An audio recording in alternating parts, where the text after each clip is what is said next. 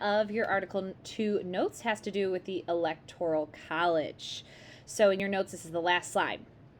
All right, so this part of the Constitution specifically explains how we elect our president here in the United States of America. The Electoral College is not for any other part of our elected system, and it is only for the office of a president, and we are the only country that does this in this way, okay? Now in class, we're going to go through and do some examples. We're going to look at historically what has happened in the Electoral College, and we're going to do a simulation where you're going to actually model the vote counting during an Electoral College election night.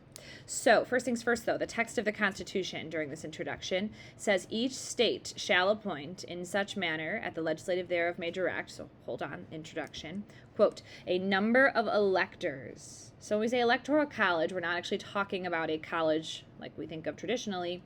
We're talking about a group of electors, of people, which is equal to this is the math problem, whole number of senators, which per state is 2 people, and representatives, which depends on population, but in Illinois it's 17, to which the state may be entitled to in Congress.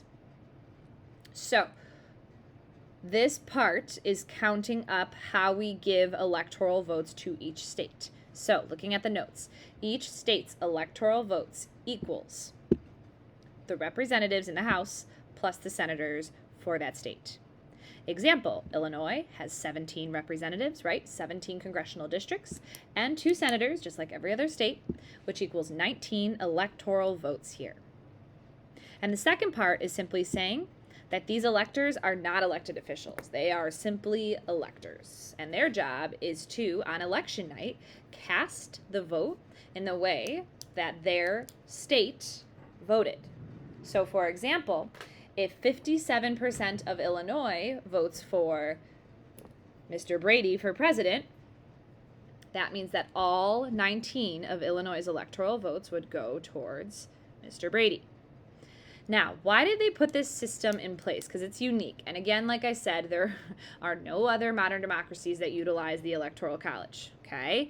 However, they wanted to make sure that there was this check prior to people just voting for a president that prevented what they viewed as mob rule, right? If somebody offered, everybody gets cookies if you vote for me, and then everybody just voted for them. They truly believed that the American public, especially at the time, was not educated enough to make these decisions, and so they wanted sort of a catch to prevent it from turning into mob rule. And they also wanted to balance power between the small and large states, which has been a goal between the Federalists and Anti-Federalists during the entire convention. So that's the basics. Now, this is the current electoral makeup of our country, right? So you need 270 of these points, of these electoral votes, to win the office of the presidency. Every state, all 50 states, have electoral votes, okay? The minimum number is 3 because every state needs at least 1 representative and 2 senators. That's why states like Wyoming have 3. However, the additional part is D.C. Washington, D.C. does get 3 electoral votes during a presidential election. Again, we're going to go through this in class. We're going to do a simulation, and we're going to look at examples together. But you need 270 of these to win.